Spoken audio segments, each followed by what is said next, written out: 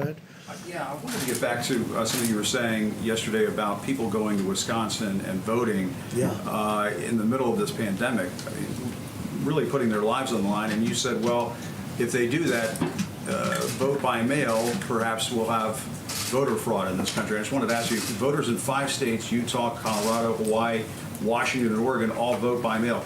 Can you or the White House staff or your campaign provide any evidence to back up your claim that mail-in voting is rife with fraud, like the example you gave of people working in rooms filling out false ballots? Sure. You've been talking about voter fraud since the beginning of this administration. Very fair. And where's the evidence of it?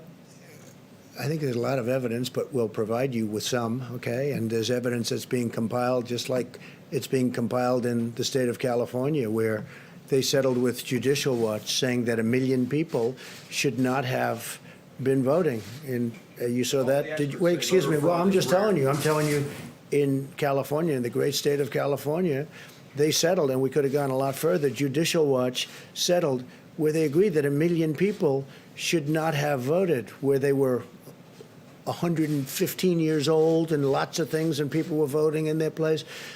What I see, and every one of those states that you mentioned is a state that happens to be won by the Democrats.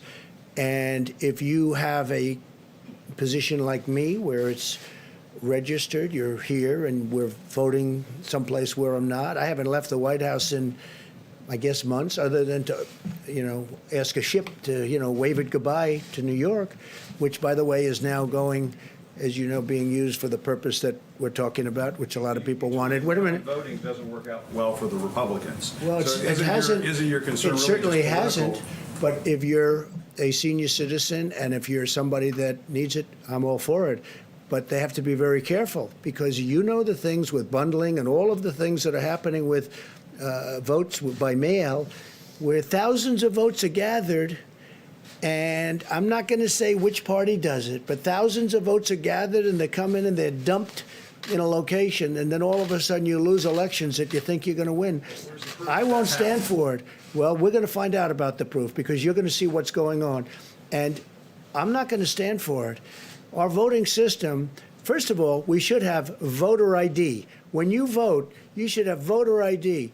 And if you send something in, you should be sure, as a state and as a country, you should be sure that that vote is meaningful and it's not just made fraudulently, because there's a lot of fraudulent voting going on in this country. This country should have voter ID.